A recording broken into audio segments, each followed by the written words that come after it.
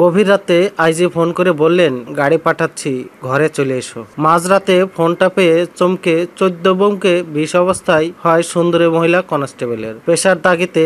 অবশ্য এর আগেও ফোন পেয়ে তাকে ছুটতে হয়েছে বিভিন্ন জায়গায়, কিন্তু ওই রাতে যার ফোন পেয়ে তিনি ঘাবড়ে কিংকর্তব্য বিমূঢ় হয়ে পড়েন, তিনি যে খোদ পুলিশের আইজি, নিজের কানকেও যেন বিশ্বাস হচ্ছিল না। ঘর আজাও, গাড়ি ভেজ দেতা হু। পুলিশ কর্তার ইঙ্গিত বুঝতে এতটুকু সময় লাগেনি ওই মহিলা কনস্টেবলের। চাকরি জীবনে আগে কখনো এমন অভিজ্ঞতার সম্মুখীন হতে হয়নি তাকে। ঘটনার আকস্মিকতায় কিছুটা ঘাবড়ে গেলেও শেষমেশ অবশ্য সাহস করেই শুক্রবার ছত্তিশগড়ের বিলাসপুর রেঞ্জের ওই আইজি পবনদেবের বিরুদ্ধে যৌন হয়রানির অভিযোগে দায়ের করেছেন মুঙ্গেলি পুলিশ লাইনের ওই মহিলা কনস্টেবল।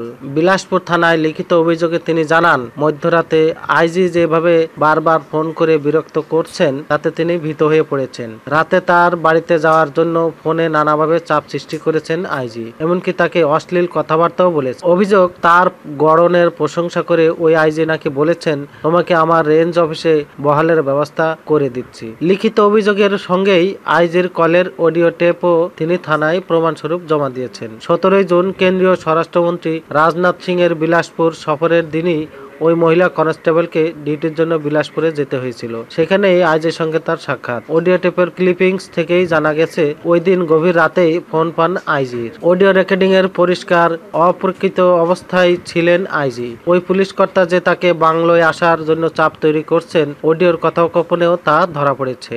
বিলাসপুর থানার পুলিশ কোনো পদক্ষেপ না করায় শুক্রবার বিকেলে রায়পুরে গিয়ে সংবাদ মাধ্যমের কাছে ঘটনার কথা উল্লেখ করেন। বলেন, তার সঙ্গে অপ্রীতিকর কিছু ঘটলে সেই দায়ও হবে ওই আইজির। বিহিত চাইতে ডিজির সঙ্গে দেখা করতে চান তিনি। যদিও বিলাসপুর থানার সূত্রে জানা গেছে, তারা অভিযোগ আমলে নিয়েছেন। কি পদক্ষেপ গ্রহণ করা হবে তার জন্য ঊর্ধ্বতন কর্মকর্তাদের নির্দেশের অপেক্ষায় আছে। যার বিরুদ্ধে ওই অভিযোগ, সেই আইজি অবশ্য অভিযোগ অস্বীকার করেছেন। তার বক্তব্য, ওই মহিলা পুলিশ কর্মী যার সঙ্গে তার সম্পর্ক, তাকে বহিষ্কার করা হয়েছে বলেই উদ্দেশ্য প্রণোদিতভাবে ওই অভিযোগ আনা হয়েছে। তবে অডিও ক্লিপিংস কিন্তু আইজির কথাই সায় দিচ্ছে না।